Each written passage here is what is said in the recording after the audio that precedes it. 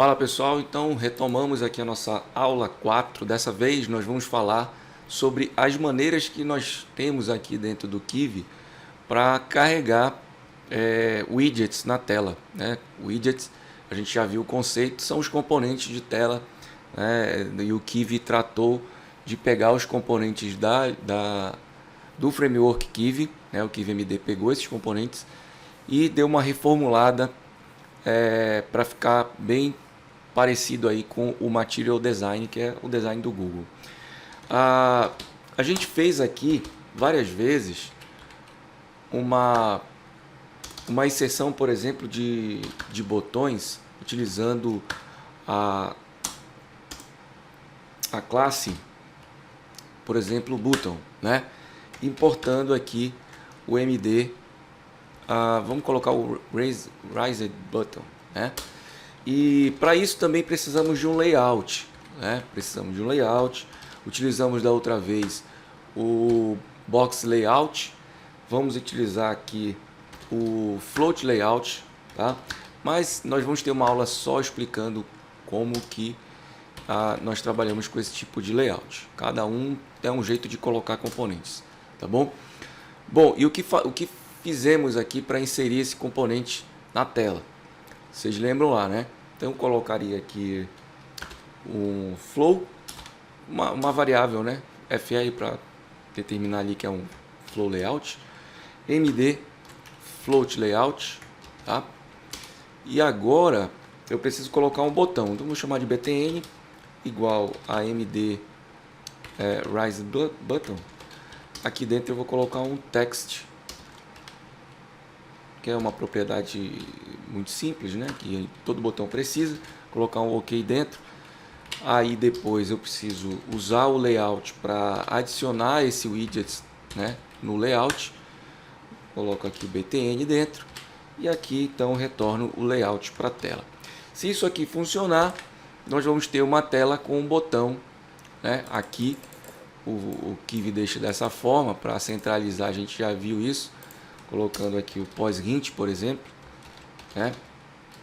Não se preocupem com essas ideias aqui de posicionamento, tá? A gente vai ver isso aqui no decorrer. Então, center X, vou colocar 0.5 e o center Y, vamos colocar 0.5 também. Dessa maneira deve ficar... Opa, faltou uma vírgula bem aqui. Dessa maneira ele deve aparecer ao centro. Coloquei vírgula S. Vamos lá. Pronto. Essa é uma maneira da gente adicionar um elemento dentro da tela. Até agora a gente não fez nada de demais, né? Porém, a linguagem aqui, ela possui, o Kivy, na verdade, né? Ele possui uma linguagem assim como as outros frameworks para desenvolvimento mobile, e no Kivy é chamado de linguagem KV, né? Ou a linguagem Kivy, também é dito isso, né? Para que a gente possa utilizar e verificar como a gente pode fazer a mesma coisa que a gente fez aqui, utilizando a linguagem Kivy, e o porquê da gente utilizar, a gente precisa primeiramente importar aqui a linguagem Kivy. Então a gente vem aqui kivy.lang, tá? Essa é a maneira que a gente tem que importar. E eu importo então o builder. Pronto, vocês já vão entender. Esse builder ele vai me dar funcionalidades aqui especiais para que eu possa criar isso aqui, tá? E como é que o builder funciona? Eu vou recortar isso aqui, depois eu colo ali para vocês verificarem como a gente vai fazer. Bom, o builder, deixa eu colar tudo, recortar tudo, ficar melhor. Opa, aqui. Pronto.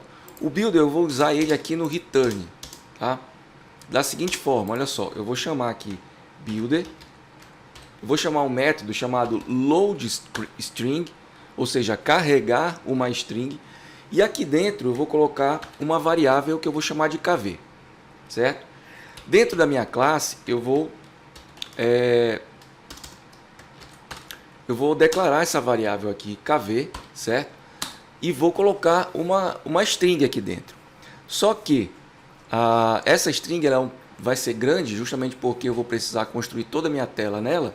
E eu vou utilizar um recurso então do Kivy, que é as 3 aspas. Colocando as 3 aspas aqui dentro dessas linhas, eu posso colocar a minha string da maneira que eu quiser. Tá? Então, deixa eu colar aqui para vocês verem que ele está mesmo em formato de string. Tá? Nós fizemos aqui um MD Float Layout, não é? E colocamos um Riser Button aqui dentro. Eu vou apagar isso aqui para vocês não vão precisar, a gente não vai precisar mais dele. O que a gente vai fazer aqui? A gente vai usar uma MD Screen, tá? Dessa maneira, vou dar um espaço aqui, que ele também faz essa indentação, né? Precisa ter essa indentação. Eu vou colocar aqui agora o MD Rised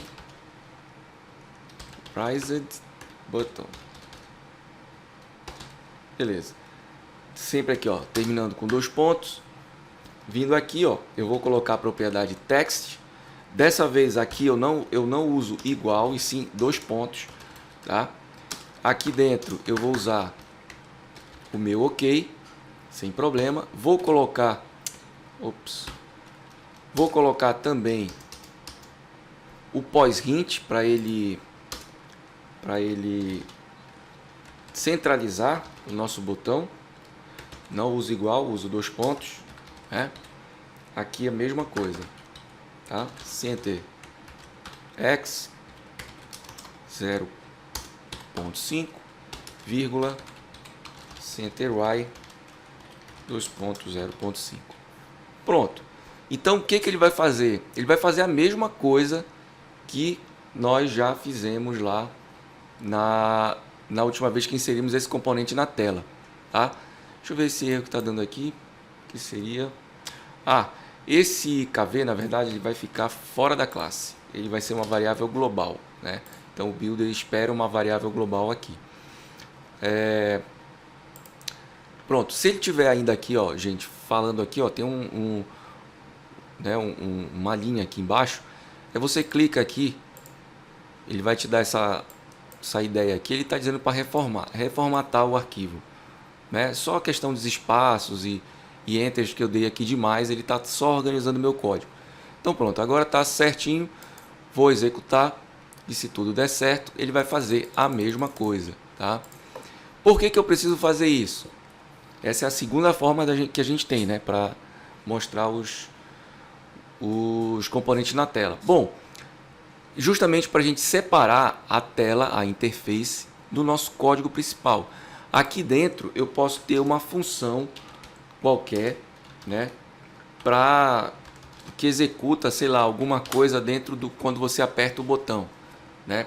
Então aqui você faz as funções e deixa aqui em cima separado da tela, tá certo? Há uma forma ainda mais interessante de utilizar esse recurso, tá? Eu vou copiar isso aqui agora, tá? Eu vou apagar o KV e vejam, vou deletar isso aqui novamente. E olha só, esse método build, ele não precisa mais retornar nada.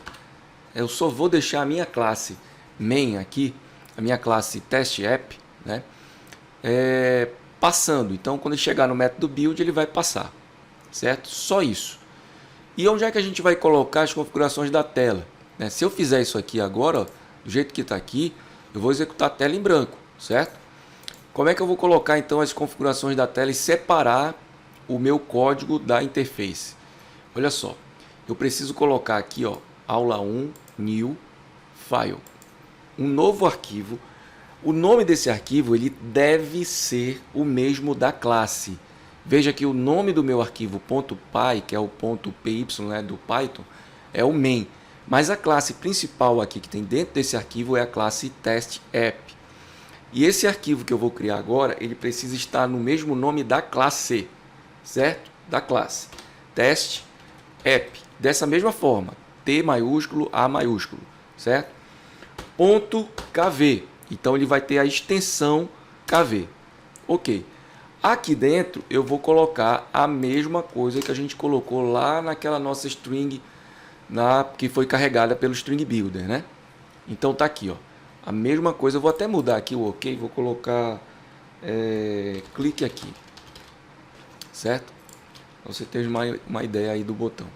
Pronto, o que o Python vai fazer aqui? Ele já vai entender, ó, nem precisa mais eu usar o builder aqui, ó, tá vendo? Nem preciso mais disso aqui. Pronto, nem preciso disso aqui mais. Então, o que vai acontecer? Quando chegar no builder, ele vai passar, porém, ele vai procurar para saber se existe uma classe do tipo KV com o mesmo nome. Se existir, ele vai carregar o conteúdo dela e é exatamente o conteúdo da tela. Nesse arquivo py, eu coloco então os métodos referentes àquela tela, certo? Então, executando aqui, eu vou ter um erro. Vamos ver o que foi. Children. Deixa eu dar uma olhada para ver o que foi. Ah, sim. É aqui, ó. É porque o MD Riser Button ele não pode ficar embaixo, logo embaixo do MD Screen, né? Ele precisa, como eu falei, daquela indentação. Então, ó, tudo isso aqui tem que estar bem arrumadinho para ele entender que o botão está dentro do screen, tá? Então, salvei e vou lá, né? Temos aqui então o meu botão novamente do jeito que nós construímos aqui. O que é o bom disso aqui? É que a gente consegue realmente dividir o código, né, da interface. Então eu posso programar tudo aqui dentro, a parte de interface, configurar os botões, colocar valor, centralizar, posicionar ele, colocar uma cor, tudo eu posso colocar aqui dentro do meu arquivo KV, tá? E o código realmente da tela, onde busca informações no banco ou realiza alguma outra coisa, você deixa aqui no arquivo .py, tá? É interessante também, você pode colocar cada tela, cada interface numa pasta, tá? Uma pasta só de interface, você coloca lá o seu arquivo KV e o .py. A gente vai ver isso aí também. Só para vocês entenderem essas três maneiras que a gente tem para escrever ou inserir componentes na tela. Tá bom, pessoal? Então vamos para a próxima aula e seguindo aqui no estudo do KiviMD.